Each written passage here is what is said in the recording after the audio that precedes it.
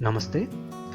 आज हामी एक्सेलमा कुनै पनि डेटाको आवश्यक मात्रै कसरी फिल्टर गर्ने, डेटालाई कसरी फिल्टर गर्ने, त्यसमा आफूले भनेको रोजेको जस्तै एड्रेसमा ललितपुरकै मात्र कसरी छान्ने, यो भएको डाटामध्ये ललितपुर एड्रेस भएको मात्रैलाई कसरी छान्ने, अनि त्यसको जुन स्यालेरी फिल्डमा रहेको एमाउन्ट जसरी टोटल छ अहिले र यसलाई फिल्टर गरेपछि फिल्टरबाट आउने जुन बाँकी रहेका डेटाहरूको मात्रै टोटल पनि कसरी गर्ने। नर्मल्ली हामीले कुनै पनि फिल्टर गरेपछि त्यसको टोटल एमाउन्ट चाहिँ फिल्टर भएको अनुसार चाहिँ चेन्ज हुँदैन। सो जस्तै एउटा एक्जाम्पल छ, टोटल मैले छ एउटा फिल्टरवाला टोटल छ काठमाडौँ मात्रै छाने भने अहिले फिल्टर गर्दा हेर्नु त टोटल अघि पनि त्यही थियो, जबकि फिल्टर गरेपछि जम्मा 1 2 3 5 वटा मात्र रेकर्ड आउँदा नि टोटललाई सेमै छ।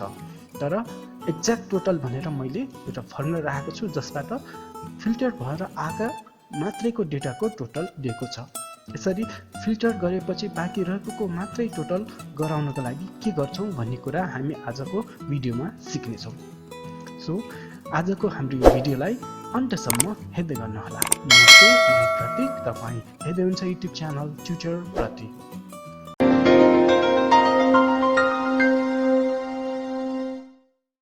सबैभन्दा अगाडि हामी कुनै पनि हामीसँग भएको डेटालाई फिल्टर गर्नको लागि कुनमा सबै फिल्डलाई फिल्टर गर्ने हो भने टोटल हामी गएर यहाँनिर होम ट्याबमै पनि सर्ट एन्ड फिल्टर भन्ने छ र यहाँनिर फिल्टर क्लिक गर्न सक्छौँ। यदि कुनै निश्चित एरियालाई मात्रै हामी फिल्टर गर्छौँ भने जस्तै मैले यो 3टा सेलको 3टा जुन कोलमको हामीलाई 40 सेलसम्मको मात्रै सेलेक्ट गरे हाम्रो भएको डेटा र सर्ट एन्ड फिल्टरमा जाने र फिल्टर क्लिक गरेपछि यसरी टाइटलमा एउटा ड्रप डाउन लिस्ट आउने एउटा बटन आउँछ जसबाट हामीले क्लिक गरेर सेलेक्ट अललाई हटाइदिएपछि सबै हट्छ। जस्तै 12 जिल्लाको मात्रै खोज्नु पर्यो भने यसरी त्यो मात्रै टिक लगाउने अनि ओके गर्दा 12 भएका मात्रै यसरी फिल्टर गरेर जस्तै 2टा मात्र रहेछ 2टाको मात्रै यसरी सो हुने हुन्छ। यसरी हामीले डेटा फिल्टर गर्न सक्छौँ। अब कुरा रह्यो जस्तै अहिले मैले यसलाई डिलिट गरेँ, टोटल एमाउन्ट हाम्रो अहिले जस्तै मैले सेलेक्ट अल गरेँ भनेको अहिले सबै डेटा हुँदाखेरि यसको टोटल 6,78,000 छ। अब हामीले फिल्टर गरौँ, जस्तै भैरवा छाने ओके गरेँ, 2टा रहेछ रेकर्ड 17,000 को टोटल 34,000 हुनुपर्ने हो, तर टोटल हाम्रो जबकि फिल्टर गरेपछि यो भैरवा नभएकाहरू जुन रोहरू अटो हाइड हुन्छ जस्तै 2 12 29 छ यसरी हाइड छ, तर टोटल गरेको हामीले sum equal to D3 to D40 भन्ने जुन नर्मल फर्मुला राख्छौँ यसले फिल्टर गरेपछि पनि नदेखाएका डाटाको पनि यसरी टोटल गरिरहेको हुन्छ भ्यालु। सो कहिलेकाहीँ यसले समस्या उत्पन्न गर्छ।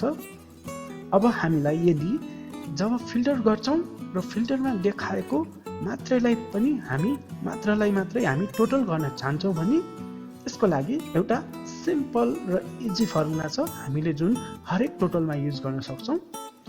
र त्यसको लागि सुरुमा के गर्नुपर्छ भने टोटल अमाउन्टको फर्मुलामा जाउँ। यहाँनिर हामी यो फर्मुला युज गर्दैनौँ, के युज गर्छौँ सब टोटल भन्ने छ SUBTOTAL सब टोटल फर्मुला युज गर्छौँ ब्राकेट, त्यसपछि पहिलो खण्ड भनेको फङ्सन नम्बर दिने हो।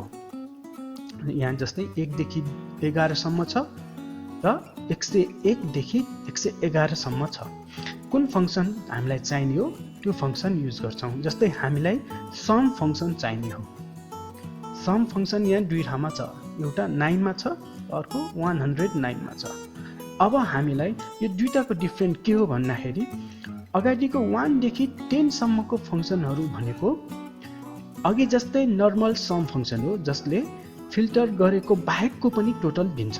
तर अहिले हामीलाई फिल्टर गर्दाखेरि जुन देखिने अन हाइड भएको सो भएको रेकर्डको मात्रै टोटल चाहिन्छ भने हामीले 109 नम्बरको सम सेलेक्ट गर्छौँ। किन भन्दाखेरि 101 देखि 111 सम्मका फङ्सन यस्ता फङ्सन हो जसले हिडन रोलाई चाहिँ गणना गर्दैन। सो हामीले 109 नम्बरको समको लागि 109 सेलेक्ट गर्छौं, 109 त्यसपछि कमा गर्छौं, त्यसपछि हामीलाई कुन एड्रेससम्म हामीलाई एड गर्नु छ हाम्रो त्यो राख्छौं। हाम्रो C3 देखि नै C3 देखि C हाम्रो कतिसम्म छ 40 सम्म छ, C40 सम्मै हामी गर्छौं। अल एरिया चाहिँ हामी अल फिल्ड दिन्छौं तर फंक्सन चाहिँ 109 दिन्छौं।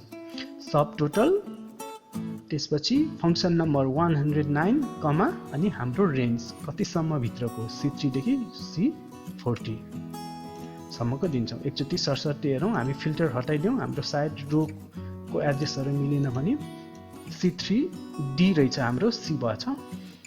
सो हामीले यहाँनिर के गर्छौं, फंक्सन 109 पछि सेल रेन्ज यहाँदेखि यहाँसम्म राख्छौं, ब्राकेट क्लोज, इन्टर। अब हेर्नु होला, अहिले सबै रोहरु सो छ भन्नेको मतलब कुनै पनि फिल्टर युज भएको छैन, त्यसै कारण हाम्रो टोटल अमाउन्ट 678,000 नै छ। अब हामी फिल्टर गरौँ, जस्तै अघि जस्तै 12 मात्रै सेलेक्ट गरौँ, ओके गरौँ, 20,000 20,000। अब हेर्नु त 40,000 मिल्यो। यसरी सो भएको मात्रै टोटल आयो। यस्तै गरी अरु पनि चेक गरौँ, बुटोल मात्रै हेरौँ, बुटोलको एउटा 20 र एउटा 17 गरेर 37। यसरी हामीले फिल्टर गरेको मात्रैको पनि टोटल गर्नको लागि एउटा फंक्सन सब टोटल युज गर्ने र त्यसको फंक्सन नम्बर याद गर्नु होला 109 कमा अनि डाटा रेन्ज दिएर हामीले फिल्टर डाटा को मात्रै पनि सम गर्न सकिन्छ। र यो गर्यो भने हामीलाई अनफिल्टर रहँदाखेरि पनि भनेको मतलब सबै सेलेक्ट हुँदा पनि हामीलाई एक्ज्याक्ट भ्यालु दिन्छ, र यदि फिल्टर छ भने पनि हामीलाई जति डाटाहरु भ्यू भएको छ त्यतिको मात्र पनि टोटल दिन्छ। तपाईलाई आजको हाम्रो यो भिडियो कस्तो लाग्यो कृपया हामीलाई कमेन्ट मार्फत आफ्नो प्रतिक्रिया दिनुहोला। आजलाई मलाई बिदा दिनुस्। नमस्ते।